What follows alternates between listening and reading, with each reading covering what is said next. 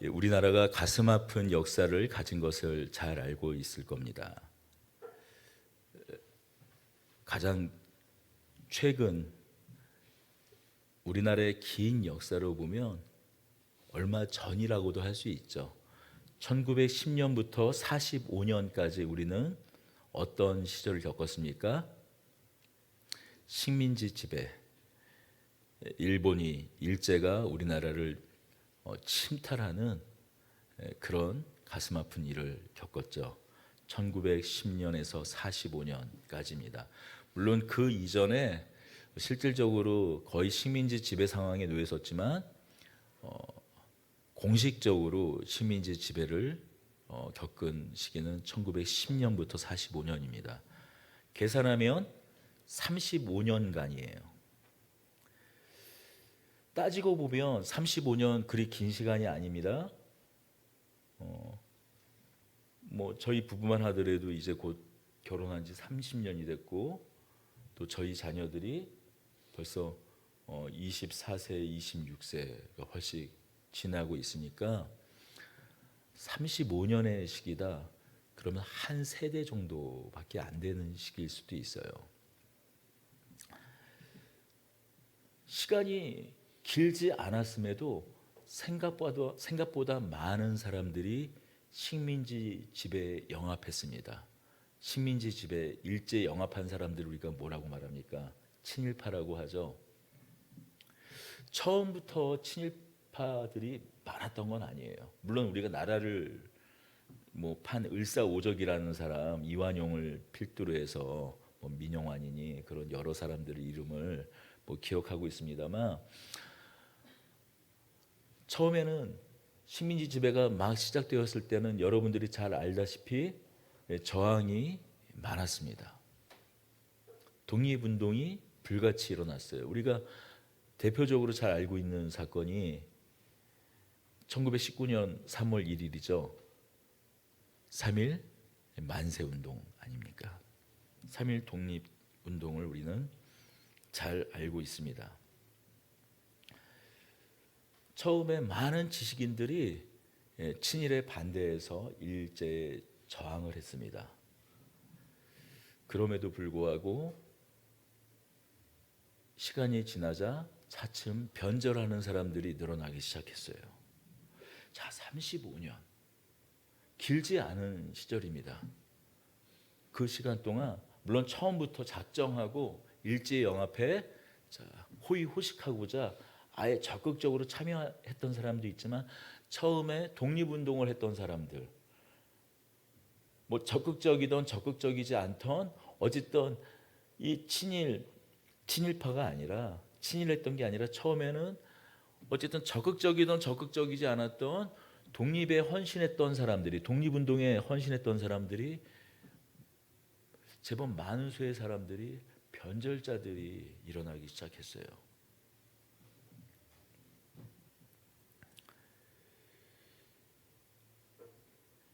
왜 그랬을까요?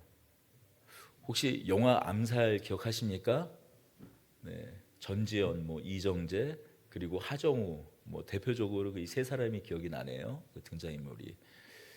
거기에 일본 순사로 나왔던 이정재 기억하십니까? 아마 이정재가 일본 경무청 그 순사로 있다가 나중에 그 해방 후에는 특무감까지 되죠. 근데 일제 친일파들을 이렇게 계속 재판하는 과정에서 그가 처음에는 몰래 제가 정확하게 그런 내용들의 영화들이 많아서 내용을 다 기억하진 않습니다만,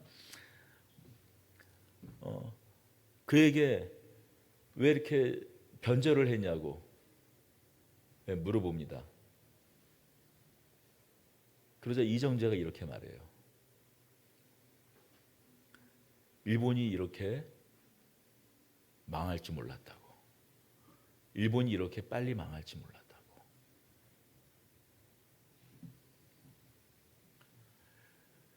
일제시대에 많은 지식인들이, 독립운동가들이 변절했던 이유가 무엇인지 아십니까? 이제 우리나라는 끝났다. 조선은 끝났다. 일본이 우리나라를, 조선을 영구히 다스릴 것이라고 생각했어요. 자, 그러면 어떤 게 현명하고 어떤 게 현명한 것이겠어요? 빨리 그 시대를 인정을 하고 그 힘에 무릎 꿇는 게 어쩌면 자기도 편하고 가족도 편하고, 더 넓게는 자신의 집안을 위해서도 그것이 좋은 일일지 모르겠어요. 많은 사람들이 그런 결정을 내렸습니다. 길지 않은 시간이었어요. 35년. 마치 오늘 이 파주 지역이 이맘때쯤 되면 안개가 짙죠. 이 정도는 안개도 아닙니다. 정말 짙을 때는 바로 3m 앞에 있는 차도 보이지 않아요. 앞이 한 채 앞도 보이지 못합니다. 보이지 않습니다. 그러나 어떻습니까? 밝은 태양이 떠오르면 아무리 짙은 안개라 할지라도 그 안개는 거치고 말죠. 그들은 그 시간이 계속 갈 줄 알았지만 35년이 지나서 1945년 해방이 이르렀죠. 자, 우리나라는 식민지 지배가 35년이었습니다. 이스라엘 백성들은 식민지 지배를 몇 년 정도 받았을까요? 시간으로 거의 500년이에요. 먼저 한참 앞서서 722년에 주전 722년에 북이스라엘이 아시리아에 의해서 멸망당한 이후에 남유다가 바벨론 제3차 침공으로 멸망당한 것이 주전 586년입니다. 이후에 페르시아 고레스 왕이죠. 바사의 고레스 왕에 의해서 이스라엘 백성들이 돌아오죠. 포로에서 귀환됩니다. 포로 생활을 하다 귀환해요. 오늘 등장하는 이 그리스에 의해서 페르시아가 멸망당하자 다시 그리스의 지배를 받아요. 주전 142년에 잠시 이스라엘의 하스몬 왕가에 의해서 독립 왕국이 시작됩니다. 그것이 주전 63년까지예요. 약 79년 동안 잠시 다시 독립을 맞습니다. 그러나 주전 63년 이후에 그리스는 또 어디에 멸망당합니까? 어디에 복속당하죠? 로마 제국에 의해서 또 그리스가 복속당하죠. 그리스는 멸망당한다라는 표현은 적절하지 않은 것 같아요. 왜냐하면 그리스 문화가 그대로 로마에 흡수되었기 때문에, 하여튼 그리스가 로마 제국에 복속되며 어떻게 됩니까? 로마에 다시 식민지가 되지 않습니까? 그리고 주 70년에 예루살렘이 티투스 디도 장군에 의해서 함락된 이후에 이스라엘은 이제 유다 백성들은 완전히 흩어져서 언제요? 1940년대 이스라엘, 오늘날 현대 이스라엘 국가가 재건될 때까지 뿔뿔이 흩어져서 디아스포라로 그렇게 흩어져서 이곳저곳 쫓겨다니는 그런 민족이, 박해받는 민족으로 살아가게 되죠. 자, 여러분, 예수님이 오시기 전 로마 시대까지만 우리가 생각해서 약 500년입니다. 500년 동안 물론 변절한 사람들이 있었죠. 분명히 있었습니다. 그럼에도 불구하고 그들이 여호와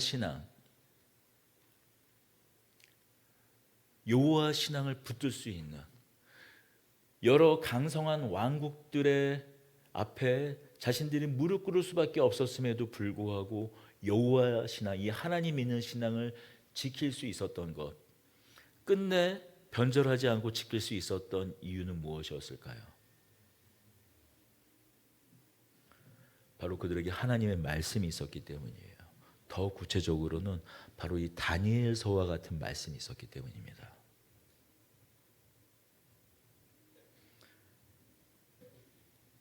그들이 식민지 지배에도 불구하고 하나님의 말씀을 지키고 그들의 신앙을 지킬 수 있었던 이유는 무엇인가? 하나님을 대적하는 나라들이 결국 끝이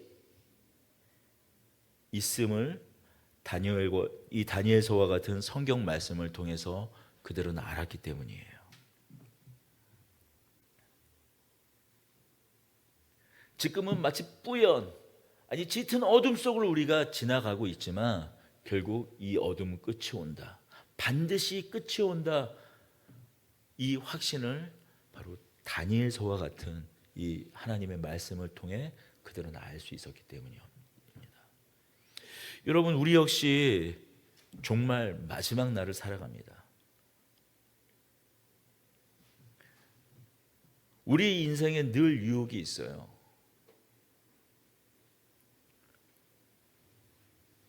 하나님 나라가 시작되었다는데,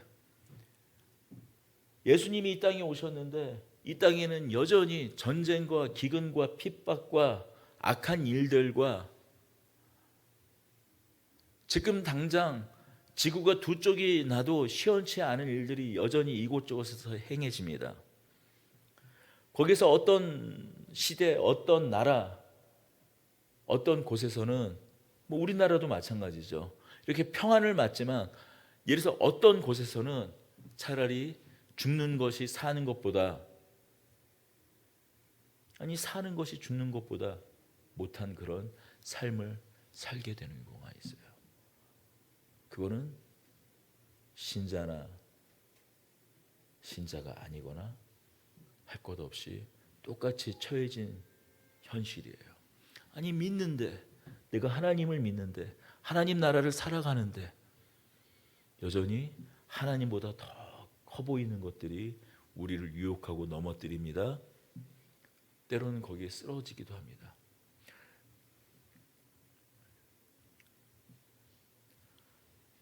넘어지지 않았을 때는 아무리 핍박이 와도 내가 말씀 앞에서 끝내 넘어지지 않을 수 있도록 나를 다그치고 나를 경성시킬 수 있는 것, 바로 그것이 무엇입니까? 말씀이에요.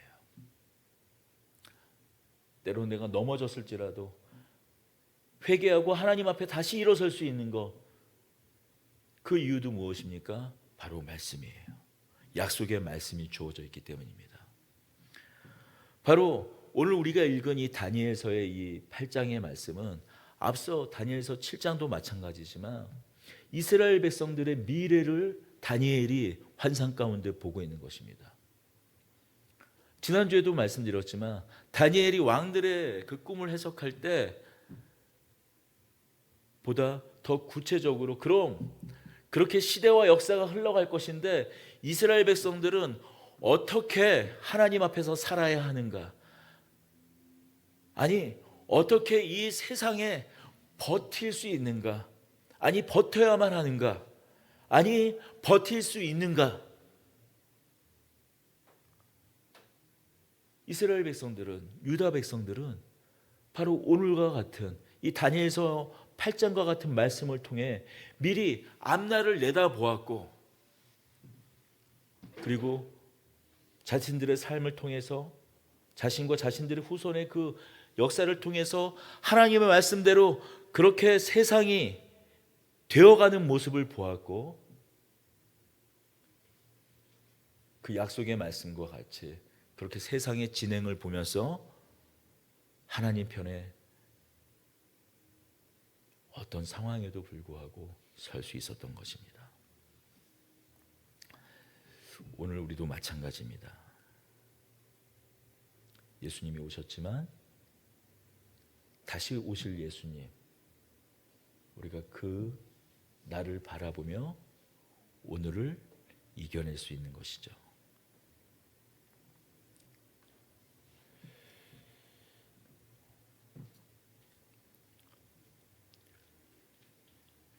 다니엘 8장은 다니엘이 그 인생 말년에 보았던 두 번째 환상에 관한 내용이에요. 자, 그 내용, 다니엘과 또 이 포로로 끌려와 있는, 바벨론의 포로로 끌려와 있는 이스라엘 백성, 그 남유다 백성들은 어떻게 보면 참으로 절망적인 시대를 살아가고 있습니다. 이미 포로가 된 지도 상당 시간이 지났습니다. 이스라엘 백성들이, 유다 백성들이 원하는 것은 무엇이었을까요? 어서 빨리 이 포로의 시간을 떨쳐내고 다시 돌아가는 것입니다.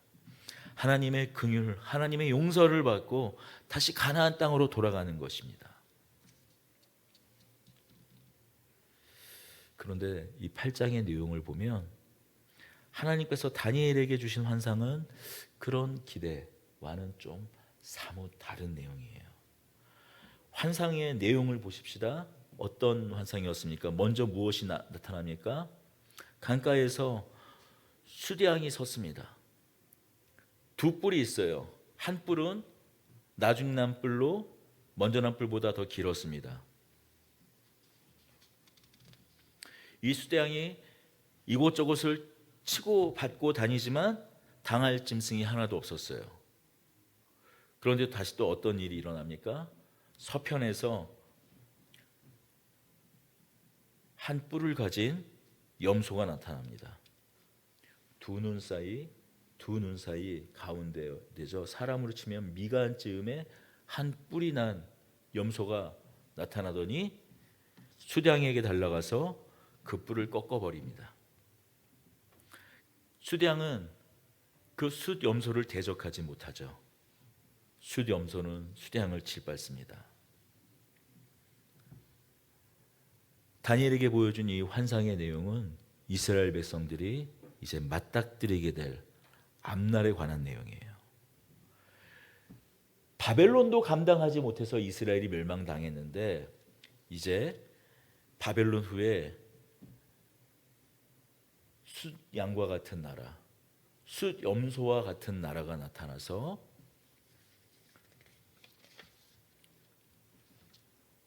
이스라엘 백성들이 그 나라들을 겪게 될 것이라고 말씀하는 거예요.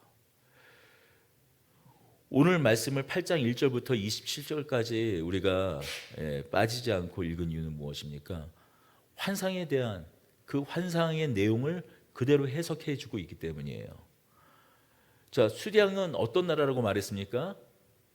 수량이 가진 두 뿔, 먼저 난 뿔, 그 다음에 그 이후의 뿔이 더 큰 뿔이 있었던 그 수량은 메대와 바사, 미디안 제국, 미디안과 페르시아 제국 두 나라, 바벨론을 복속시킬 때는 같이 연합했다가 나중에 페르시아가 이제 전체를 다 장악하게 되는 그 메대와 바사 제국을 상징해요. 이 페르시아 제국이 얼마나 부유하고 강대했는지는, 자, 우리 그 영화 300 기억나십니까? 우리 8장 4절에도 보면 내가 본즉 그 수량이 서쪽과 북쪽과 남쪽을 향하여 받으나 그것을 당할 짐승이 하나도 없고 그 손에서 구할 자가 없으므로 그것이 원하는 대로 행하고 강하여졌더라. 300에 보면 그 수십만 그 대군을 이끌고 그리스를 정복한 그 모습을 우리가 영화로 보았을 것입니다. 서쪽과 북쪽과 남쪽, 페르시아 제국이 북쪽에 있는 제국들과 남쪽에 있는 제국들, 남쪽에는 멀리는 어디죠? 애굽과, 서쪽으로는 그리스 제국, 그리스까지도 다 정복해 나가는 모습을 4장 4절에서 말하고 있어요. 그렇게 부족함이 없었던 제국, 그 나라와 영광이 영원할 것 같은 제국이었지만 그 제국도 어떤 왕국에 의해서, 누구에 의해서 무너집니까? 우리가 잘 알고 있는 그리스의 알렉산더 대왕에 의해서 무너집니다. 영화 300에서 보았던 것처럼 그리스는 처음에는 페르시아의 침략을 당할 만큼 힘이 없는 나라였지만 알렉산더 대왕 그 시절에 지중해 전역을 점령하고 페르시아 더 넘어서 인도까지 세력을 확장합니다. 제가 이 좀 오랜만에 PPT를 좀 준비했어요. 알렉산더 대왕이 10년 동안 BC 334에서 BC 323년이니까 횟수로 10년 동안 점령한 지역이에요. 자신들의 에게와 그리스 지방을 시작을 해서 어디까지요? 남쪽으로 저기 아래로는 애굽, 이집트에서 자 동쪽으로는 어디요? 인도까지, 인더스강 유역까지 그 땅을 넓힙니다. 자, 다음 장면 보세요. 그런데 인도까지 그 땅을 넓혔을 때 그 10년 동안 저 땅을 정복하려니까 얼마나 힘들겠어요. 그러니까 부하 장수들이 이제 이 정도에서 우리가 이 정복을 멈추자 하고 더 이상 이제 정복을 멈춥니다. 그리고 다시 돌아오는 길에 알렉산더 대왕이 열병이 나서 죽죠.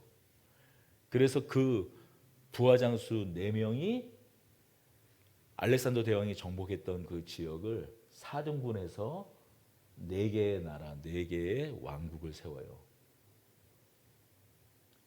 혹시 클레오파트라 기억하십니까?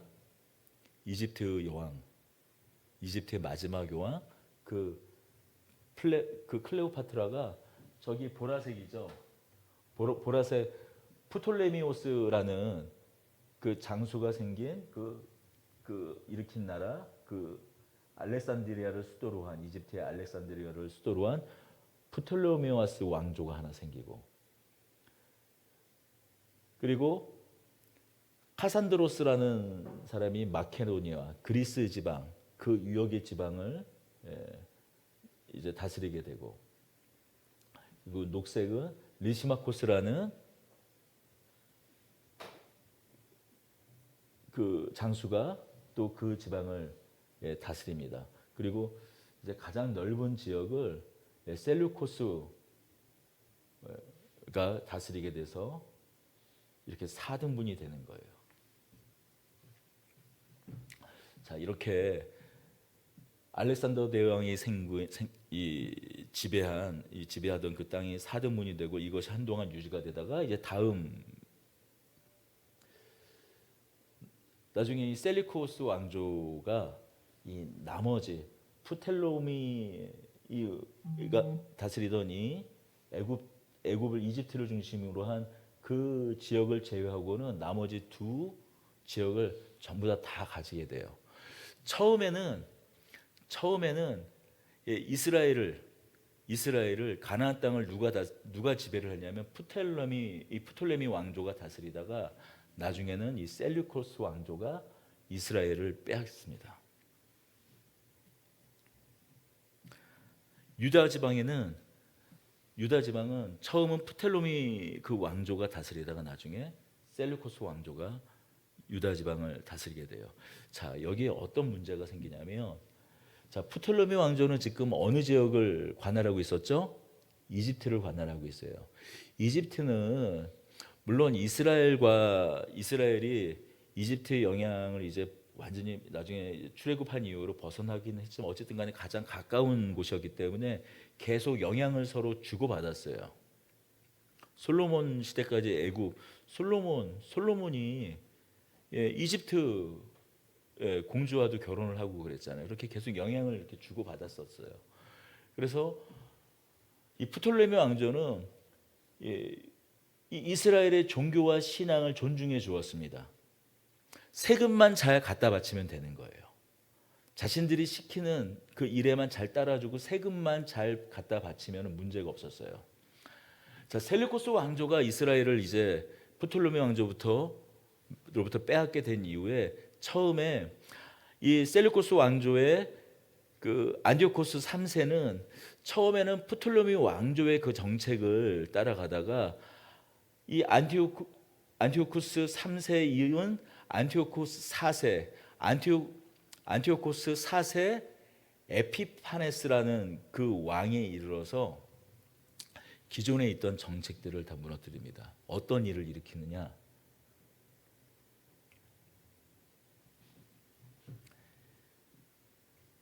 안식일. 유대인들이 더 이상 안식일을 지키지 못하게 해요. 율법을 폐기합니다. 그리고 성전에 돼지 피를 뿌리고 유대인들이 강제적으로 돼지고기를 먹게 해요. 그리고 성전 제단을 치워버리고 거기에 무엇을 세우냐면 제우스 신상을 유대인의 성전에 세우는 거예요. 이스라엘 백성들이 어떻게 했겠습니까? 안식일을, 유대인들의 정체성이 뭐예요? 안식일이잖아요.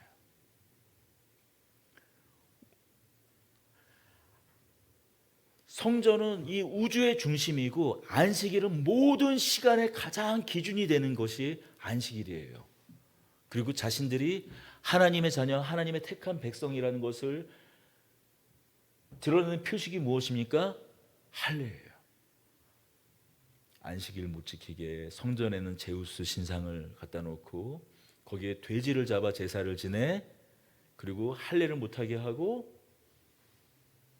돼지고기를 먹게 해요.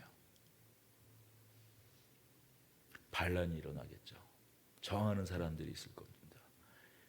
이 안티오코스 3세 에피파네스는 그런 모든 반란을 그들의 군대를 동원해서 총동원해서 다 이제 잡아 죽이죠. 수십만의 사람들이, 유대인이 죽습니다. 앞서 말씀드렸지만 그런데 바로 그것을 당시에 마따디아라는 제사장이 거기에 반기를 들어서 거기에 따르는 수많은 사람들이 거기에 저항을 해서 결국에는 이스라엘의 독립을 쟁취합니다. 바로 그것이 아까 약 79년 동안 존재했던 로마 제국이 다시 등장할 때까지 잠시 동안 79년, 약 80년 동안 존재했던 이스라엘의 독립식이에요. 자, 오늘 이 다니엘서가 말씀하는, 다니엘서가 예언하는 말씀은 무엇인가?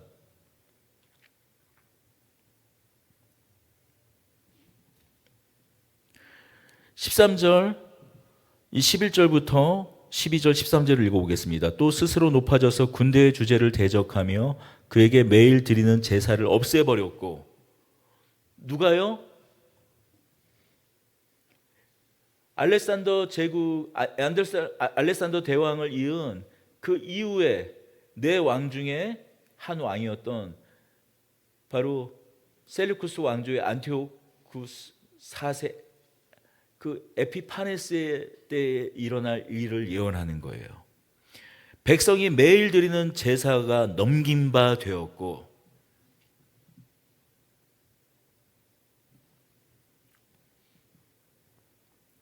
더 구체적으로는 이제 환상을 해석해 주죠. 15절입니다. 나 다니엘이 이 환상을 보고 그 뜻을 알고자 할 때 사람 모양과 같은 것이 내 앞에 섰고, 내가 들은즉 을레강 두 언덕 사이에서 사람의 목소리가 있어 외쳐 이르되 가브리엘아, 이 환상을 이 사람에게 깨닫게 하라 하더니, 그가 내가 선 곳에서 나왔는데 그가 나올 때에 내가 두려워서 얼굴을 땅에 대고 엎드림에 그가 내게 이르되 인자야 깨달아 알라, 이 환상은 정한 때 끝에 관한 것이니라. 이어서 계속 해석을 해줍니다. 너가 본 바 두 뿔 가진 수령은 메대와 바사 왕들이요 털이 맞은 수령선은 곧 헬라 왕이요 그리스 왕 누구죠? 알렉산더 대왕이에요. 그의 두 눈 사이에 있는 큰 뿔은 곧 그 첫째 왕이요 이 뿔이 꺾이고 그 대신에 네 뿔이 났은즉 네 장수들의, 알렉산더 대왕의 네 부하들에 의해서 다시 세워지는 네 나라입니다. 그의 권세만 못하리라. 이 내 나라 마지막 때의 반역자들이 가득할 쯤에 한 왕이 일어나서 누구요? 셀루코스 왕조의 안디오코스 4세 에피파네스를 말하는 거예요. 그 얼굴은 뻔뻔하여 속임수에 능하며 그가 지능적으로 나머지 왕국들을 전부 다 복속시킵니다. 그 권세가 강할 것이나 자기 힘으로 말미암은 것이 아니며 그가 장차 놀랍게 파괴행위를 하고 자의로 행하며 형통하며 강한 자들과 거룩한 백성을 멸하리라.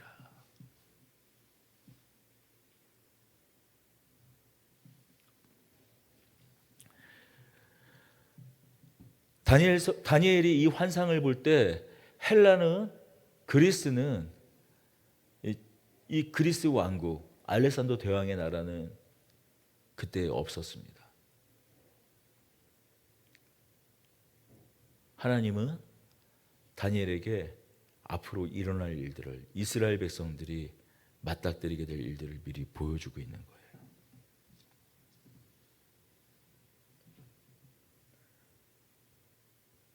이루어지게 될 일들을 보여주고 있는 겁니다. 어떻게 보면 어떻습니까? 이스라엘 백성들이 바벨론에서 포로로 있었을 때가 어쩌면 가장 해피한 시절이었던 거예요. 이후에 그리스가 지배할 때와 비교해 보면 바벨론에 있었던 때는 아주 어쩌면 비교해 보면 행복한 시절인 겁니다. 여호와의 제단에, 하나님의 제단에 돼지 피가 뿌려지고 그 제단의 자리에 제우스 신상이 거기에 섭니다. 율법이 폐지돼요. 율법만 폐지되는 것이 아니라 이곳저곳 다니면서 분서갱유가 일어납니다. 성경들, 얀피지들이 다 불태워져요.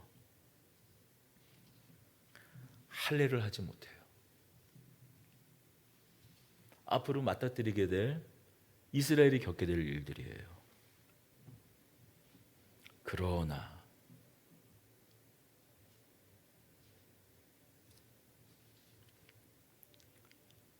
우리 14절을 볼까요? 13절 14절을 같이 읽겠습니다. 내가 들은즉 한 거룩한 이가 말하더니 다른 거룩한 이가 그 말하는 이에게 묻되 환상에 나타난 바 매일 드리는 제사와 망하게 하는 죄악에 대한 일과 성소와 백성이 내준 바 되며 짓밟힐 일이 어느 때까지 이를꼬 하매 14절 읽겠습니다. 그가 내게 이르되 2300 주야까지니 그때 성소가 청결하게 되리라 하였느니라. 이 2300 주야가 도대체 언제냐? 이것에 대해서 많은 성경학자들이 서로 머리카락 쥐어뜯으면서 싸웠어요. 그런데 2300일이 언제 시작되고 언제 끝날 거면 그 기준하는 날짜가 있어야 되는 거 아닙니까? 그런데 2300일을 따져보면은 얼추 한 3년 반쯤 되거든요. 얼추 한 3년 반쯤 되는데, 얼추 한 7년쯤 되는데, 이게 아무리 계산해도 잘 맞지가 않는 거예요. 그래서 또 반으로 줄여봅니다. 왜냐하면 제사를 지낼 때 아침에 2번 드리거든요. 상번제, 하번제, 아침에 드리는 제사, 저녁에 드리는 제사 2번 드리기 때문에 2300 주야니까 2300 아침 거 하나 치고 저녁 거 하나 치고 그러면 1115가 나와요. 그럼 3년 반쯤 되는 거야. 그러면 얼추 그 이스라엘 백성들이 에피파네스 때문에 고생했던 그때 성전이 회파되는 그런 시간이 얼추 비슷하긴 하지만 또 잘 맞아떨어지질 않아요. 자, 주목하십시오. 여러분, 많은 이단들이 성경에 말하는 그 한때와 두때 반때, 또 이제 9장에도 나오지만 그런 어떤 그 시기가 있을 때 그 시기에 막 목말라요. 그래가지고 그것을 비유로 끌어가지고 종말의 날을 계산을 해가지고 맞추려고 애를 씁니다. 우리나라에 있었던 뭐 다미 선교회 사건 그런 것이에요.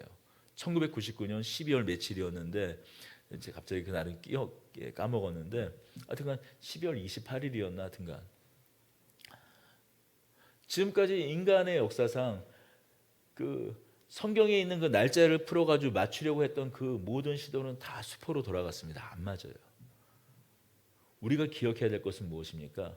성경에서 왜 근데 2300일이라는 2300일이 정확하게 어떤 날, 어떤 기간을 정확하게 의미하는지는 몰라요. 그런데 구체적인 숫자를 제시하는 이유는 무엇입니까? 반드시 정한 기간과 때가 있다라는 거예요. 자, 17절을 읽어볼까요?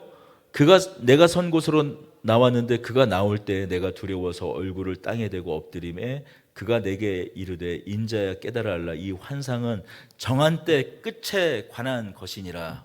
이 환상은 정한 때 끝에 관한 것이니라. 중요한 것은 핵심 포인트는 무엇입니까? 놓치면 안 되는 것은 무엇입니까? 끝이 있다라는 거예요. 끝날 것 같지 않은 그 어떤 일도, 그 어떤 참담함도 끝이 있다는 거예요. 모든 제국에 네덜란드가 뭐 그 앞서서는 로마 제국이었죠. 뭐 네덜란드, 스페인 제국, 포르투갈, 해가 지지 않는 나라 대영 제국. 지금 우리가 팍스 아메리카라고 말하고 있지만은 지금 미국도 마찬가지고 그 어떤 나라도 끝이 있다라는 겁니다. 그 어떤 핍박도 끝이 있다라는 거예요.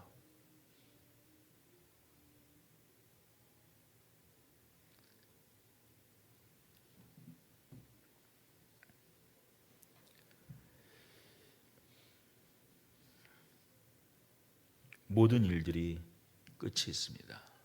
정한 때가 있다라는 거예요. 12절 다시 읽어볼까요? 그의 악으로 말마 백성이 매일 드리는 제사가 넘겨진 바, 넘긴 바, 이 원어를 보면 수동태로 돼서 넘겨진 거. 하나님께서 잠시 넘겨지시게 하신 것이에요. 하나님께서 그 이유와 그 뜻을 다 우리가 헤아릴 수 없지만 하나님께서 스스로 자신을 수치 가운데 몰아넣으신 것이에요.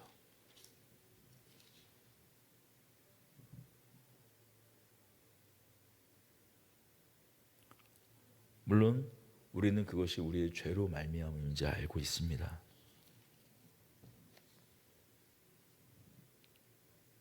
그러나 우리는 이 결론도 알고 있죠. 그가 내가 14절입니다. 그가 내게 이르되 2300 주야까지니 그때 성소가 정결하게 되리라 하였느니라. 우리가 지금 절기로는 지금 대림절을 오늘부터 맞고 있습니다만 유대인들은 이 12월 달 인근이 되면 그들은 그들에게 유대인들에게 있어서 크리스마스와 같은 축제가 있습니다. 하누카라는 축제예요. 수전절이라고 합니다. 이 수전절이라는 것은 어떤 절이냐면 성전을 청소한 날을 기념해서 수전절 하누카 절기를 지켜요. 성전을 왜 청소했겠습니까? 안티오코스 4세 에피파네스 왕이 성전에 돼지 피를 다 뿌려버렸거든요. 이 성전 온갖 군데 돼지 피를 발라놓고 뿌렸어요. 그리고 제우스 신상을 세운 다음에 거기에 돼지를 제물로 받았으니까는 그 부정해진 그것을 다시 수복했을 때 성전을 깨끗하게 청소한 그 날을 기념해서 수전절을 지킵니다.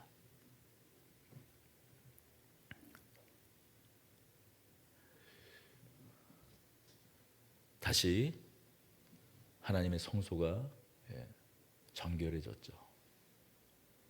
자, 그렇다면 여러분 이 다니엘서 8장은 어떤 책입니까? 1차적으로는 이스라엘 백성들이 맞닥뜨리게 된 사건에 대한 말씀이에요. 자, 그렇다면 이것이 우리에게 어떤 의미가 있냐라는 것이죠. 어떤 의미가 있을까요? 이스라엘 백성들에게는 먼저 다니엘의 환상 가운데에서는 이스라엘 백성들이 이제 앞으로 맞닥뜨리게 된 일이고, 자, 언제요? 주전 약 110년, 160년경 그 언저리 때 이스라엘 백성들이 그 일을 겪습니다. 이미 겪게 된 일이에요, 이제. 자, 그럼 쏘아. 우리는 하나님의 이 말씀이 어떤 의미가 있냐라는 거죠. 이스라엘 백성들이 겪었던 이 사건이 어떤 의미가 있냐라는 거예요. 자, 여러분, 우리 혹시 예수님께서 이스라엘 예루살렘 가셨을 때 성전 정화 사건 기억하십니까? 성전을 다 엎었던 사건 기억나세요? 환전상들의 돈 그릇을 엎어버리고 비둘기, 양, 염소, 그것을 팔려고 묶어뒀던 염소, 그런 것들 다 내쫓아버리고 했던 그 성전 정화 사건 기억하실 겁니다. 예수님께서 예루살렘에 가셨던 그 절기가 어떤 절기였을까요? 수전절이었어요.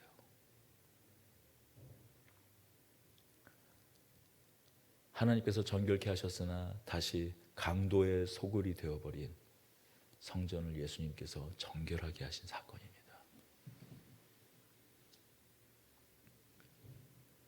그리고 그 성전마저도 무너지고 누가 이제 성전을 대신하고 있습니까? 예수님께서 성전을 대신하고 계시고 바로 그리스도의 몸인 우리가 성전입니다.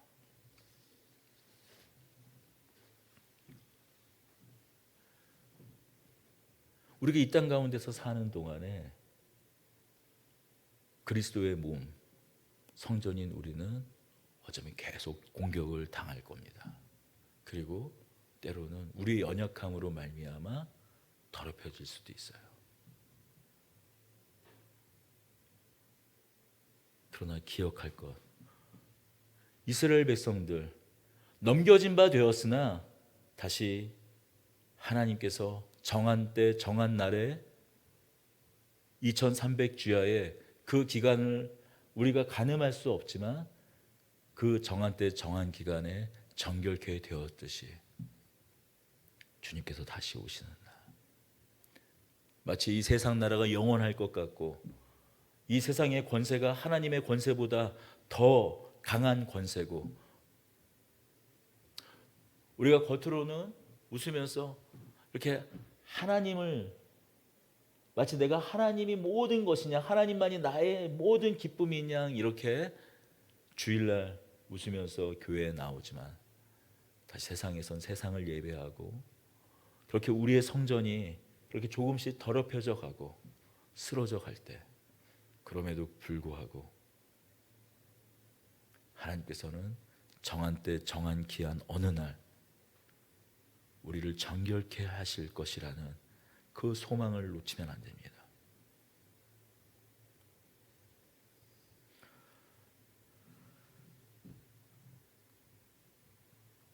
그 마지막 날 우리는 하나님 앞에 다시 서서 판단받을 것입니다. 우리에게 소망 있는 이유는 무엇입니까? 그럼에도 불구하고 우리가 세상을 살아가면서 과연 우리가 성전인가? 우리가 성전이 맞나? 그렇게 내 자신이 비참해지는 그때에도 다시 하나님 앞에 설 수 있는 것. 끝날에 하나님의 그 심판대 앞에서 우리가 다시 온전해질 수 있는 것, 정결해질 수 있는 그 이유, 그 근거는 무엇일까요? 예수 그리스도께서 우리를 정결케 하실 것이기 때문이에요. 이스라엘 성전을 정결케 하셨던 것 같이 정한 날 정한 때에 하나님께서 우리를 정결케 하실 것입니다. 우리가 그날까지 하나님을 의지하고 끝까지 우리 믿음을 지키고 하나님 편에 서는 저와 여러분들이 되기를 소원합니다. 기도하겠습니다. 은혜와 사랑의 주님, 우리는 연약합니다. 우리는 부족합니다. 우리는 힘이 없습니다. 나는 연약하지만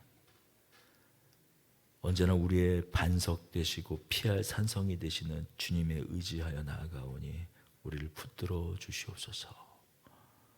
힘 주시옵소서. 능력도 주시옵소서. 우리 주 예수 그리스도의 이름으로 기도드립니다. 아멘.